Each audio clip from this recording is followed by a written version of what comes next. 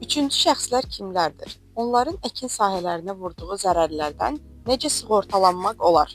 Aqrar sığorta haqqında qanuna əsasən, əkin sahələrinə təminat verilən əsas risklərdən biri də üçüncü şəxslərin hərəkəti nəticəsində dəymiş zərərlərdir. Üçüncü şəxs dedikdə fermerin özü və ailə üzvləri istisna olmaqla digər şəxslər, həmçinin digər təşkilatlar və qurumlar nəzərdə tutulmaqdadır. Onların hərəkətləri və hərəkətsizliyi nəticəsində dəymiş zərərlər sığorta təminatına alınmaqdadır. Bu hərəkətlərə misal olaraq əkin sahəsinə suyun verilməməsi, müvafiq təsərrüfatda heyvan otarılması, avtomobil və digər texnikanın sahəyə daxil olması nəticəsində dəymiş zərərlər, ağacların kəsilməsi, həmçinin tinkilərin və ya meyvələrin oğurlanması kimi halları misal göstərə bilərik.